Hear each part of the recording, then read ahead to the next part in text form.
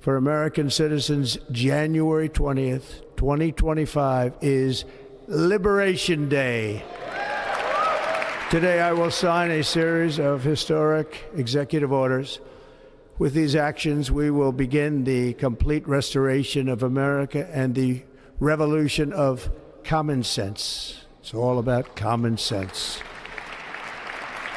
First, I will declare a national emergency at our southern border. All illegal entry will immediately be halted, and we will begin the process of returning millions and millions of criminal aliens back to the places from which they came.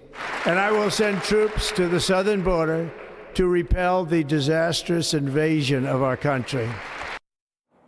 Well, love him or hate him, one cannot deny it's an astounding political comeback. But Donald Trump has signed a slew of executive orders after taking the oath of office as president, looking to quickly implement his agenda, including declaring a national emergency on the U.S.-Mexico border, as you just heard him declaring, ordering construction on his border wall to resume, and terminating diversity programs in federal agencies, among a bunch of other executive orders he intends to also imply.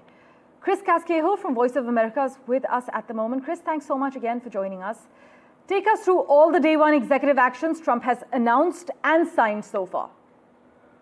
Yeah, you mentioned it. You have the national emergency on immigration at the southern border. You know, he plans to send troops to the southern border to help, and he plans to stop all illegal migration into the United States. That's one. The transgender issue, he wants the U.S. federal government to define gender as simply being male and female, not accounting for any transgender issues or rights, and that should be the official policy of the government. And of course, there's the national energy emergency that he declared when he signed that executive order at Capital One Arena that directs the federal government to drill on federal lands, and also rolls back the EV mandates that were put in place by the Biden administration.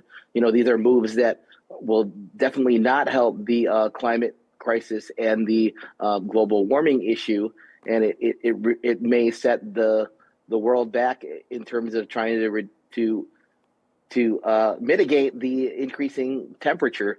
So those are just some of the things. He also pardoned the January 6th rioters, the 1,500 of them, making no differentiation whether they were convicted of violent crimes or misdemeanors, just walking in and trespassing.